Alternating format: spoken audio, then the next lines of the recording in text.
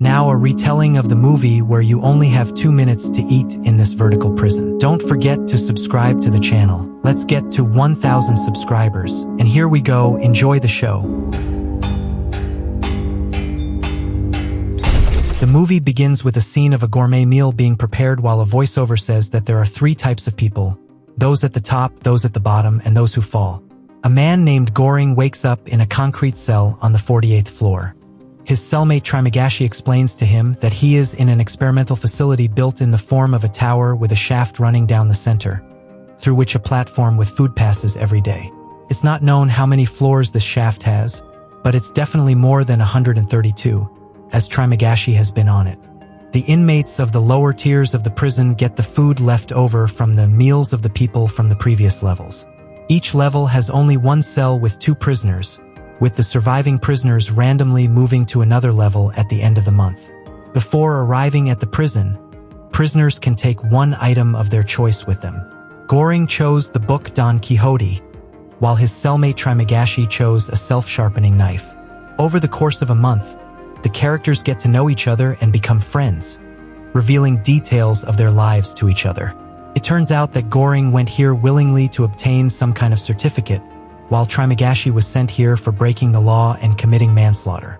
Trimagashi says that during his time here, he found himself on floors of varying heights. Goring suspects that Trimagashi has killed and eaten his neighbor and is blunt about it. One day, a murdered man falls from above, and a few days later a bloody woman named Maharu descends on the food platform, who Trimagashi says is looking for her child on the lower levels.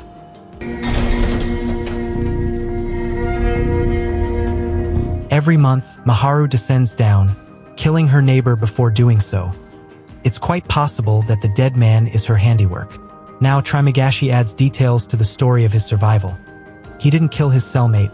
The body of an unknown man fell from above while the platform was on their floor. That's why Trimagashi managed to survive, and his partner just finished his contract for the time he was in this place. After a month, the heroes are gassed and moved to other levels. Goring comes bound. Trimagashi explains to him that they are on the very bad 171st level, where not even a crumb of food reaches, and so he will keep Goring as his snail for a purification period, after which Trimagashi will have to cut chunks off Goring for the survival of them both. After a week, Trimagashi takes up the knife, but that's when Maharu comes to Goring's rescue. She was just coming downstairs. Goring is left alone with the body of his former neighbor and has to eat it to survive. At the same time, Trimagashi keeps appearing nearby in the form of a hallucination, proving that their deeds, i.e. murder and cannibalism, are now the same. But Goring denies it. Thus another month passes. Now Goring comes to his senses on the good 33rd floor, and his roommate is Imajiri. As an authorized item, she has brought her dog with her. Goring recognizes her. She was an employee of this research center, and she was the one who conducted the interview. Imajiri tells him that she is terminally ill with cancer, that she doesn't have long to live, that she came of her own free will, and that she chose Goring as her partner because he was the only one who brought a book with him. She also talks about the structure of the tower. The administration calls it a vertical self-service center. There are 200 floors in total, and if people distributed the food properly, there would be enough for everyone. Imajiri decides to alternate her portion of food with her dogs, and is also trying to appeal to the people at the bottom, urging them to create equal-sized portions for themselves and share their food evenly.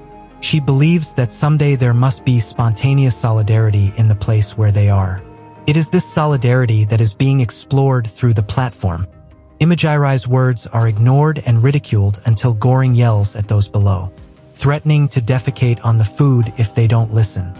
Additionally, the ground-level scenes are shown where the cookare are loading the floor with food, and where the head cook is reprimanded for hair in the panna cotta. The cookare add a plate of snails to the platform.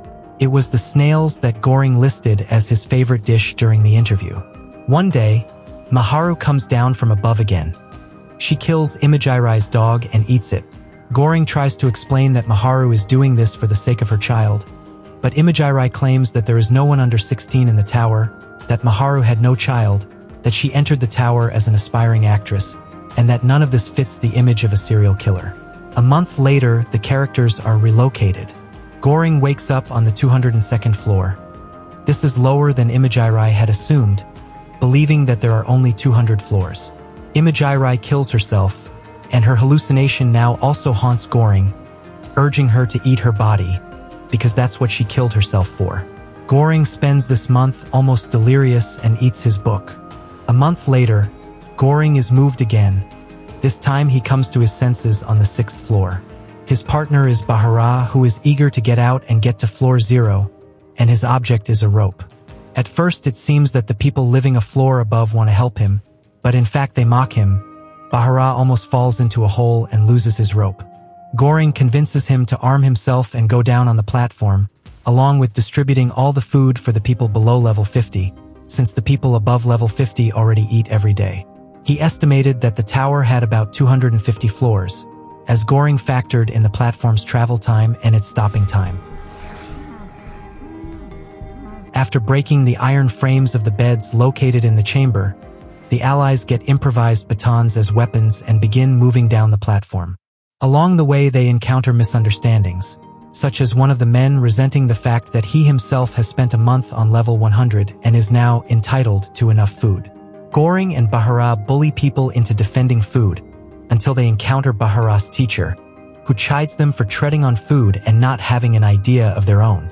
They soon come up with the idea that if a Pannacotta rises up on an empty platform, it will be an image of the idea of humanity, a message to the administration and a symbol that food is far from the most important thing for survival. The characters try to get their message across to people, but the lower they go down, the more brutal they have to behave. People don't listen, pounce on food, and food is too scarce even considering the 50 floors they've skipped. On their way down, they protect the Pannacotta and see various people with their items. A violin, a surfboard, wads of money, guns. On one of the floors, they find dead bodies. Perhaps this is where Maharu woke up. It turns out that the platform doesn't stop at floors with the dead, which means there may be even more floors than Goring originally thought when calculating the stops. On the floor below, they encounter armed men who kill Maharu. Goring and Bahara fight them and defeat them, but they themselves are mortally wounded. Now the heroes have nothing to lose. They decide to go down to the lowest level, and on the 333rd level, under the bed, they notice Maharu's child, a girl of about 5 years old. Although they need the Pannacotta, they feed it to the child. They decide that the message will be the child herself. Goring leaves the dead Bahara on the level and together with the girl descends to the lowest, uninhabited level. Here the finale becomes metaphorical. The hallucination of Trimagesi takes Goring off the platform, and the platform itself flies upwards with the sleeping child. Thank you for watching. Do not forget to subscribe to the channel because it is very important for development. Let's get 1,000 subscribers. Have a good day, everyone.